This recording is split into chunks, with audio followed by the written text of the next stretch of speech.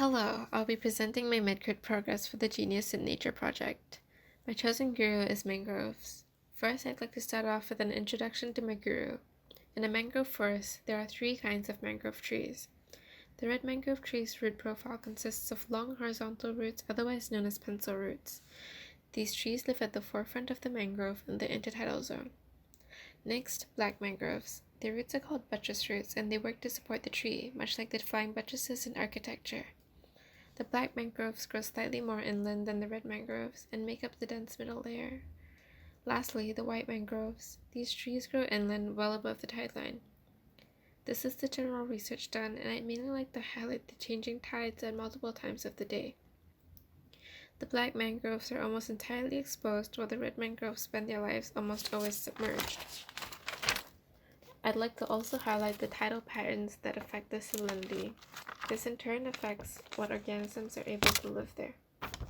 Going further in depth on the salinity of the mangrove trees are highly adapted to filter out salt from the water it grows in.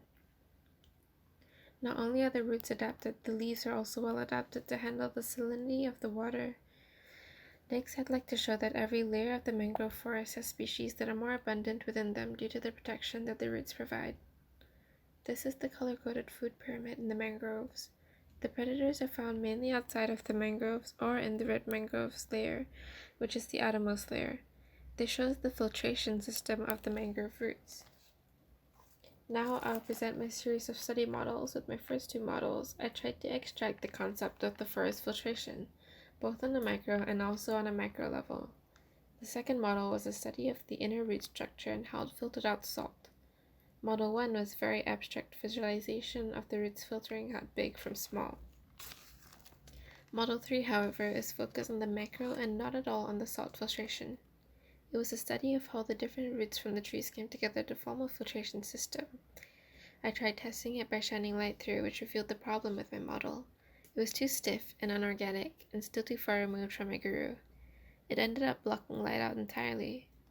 This next model fixes the problem from the previous one, adopting a more mangrove-like form which allowed the filtration to be showed much more accurately.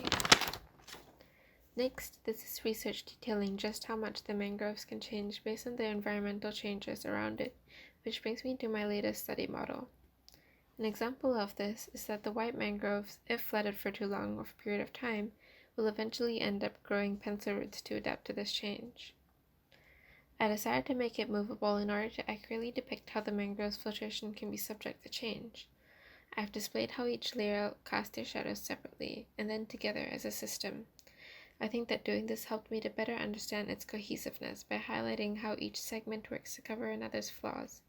For example, the black mangroves, which are bottom dense, help to cover up for the red mangroves, which are top heavy. That is all. Thank you.